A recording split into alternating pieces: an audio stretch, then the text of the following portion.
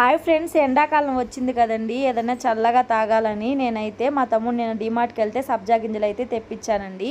దాంతో నిమ్మరసం అయితే చేద్దామని ఒకన్నర స్పూన్ అయితే సబ్జా గింజలు బాగా కడుక్కొని ఇలా ఒక 15 నిమిషాలు అయితే నానబెట్టుకున్నాను. ఇలాగా నేను ఒక స్పూన్ వేసుకుంటే సరిపోయిను, 2 స్పూన్లు వేసుకోవడం వల్ల ఎక్కువ అయ్యాయి. ఇలా 2 నిమ్మ దెబ్బలను తీసుకుని కట్ చేసి పెట్టుకొని పక్కన పెట్టుకున్నాను. ఒక గిన్నెలోకి 1.5 లీటర్ వాటర్ పోసుకొని ఇలాగా నిమ్మరసం పిండుకున్నాను. గింజలన్నీ పడకుండా ఇలాగా వడగట్టే గిన్నెతో పిండుకున్న తర్వాత 1 కప్పు షుగర్ అయితే వేసుకొని మనం అయితే బాగా కలుపుకోవాలి.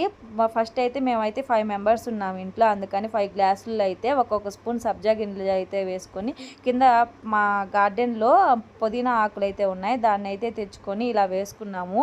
ఇలా ఎండాకాలంలో ఇలా డ్రింక్స్ పిల్లలకి అలవాటు చేస్తే చాలా బాగుంటుంది. ఇలా స్ప్రైట్లు, థమ్స్అప్లు ఇలాంటివన్నీ ఆపేసి ఇలా ఒకసారి ట్రై చేయండి. నచ్చితే లైక్ చేయండి. నా ఛానల్ సబ్స్క్రైబ్ చేసుకోండి ఫ్రెండ్స్.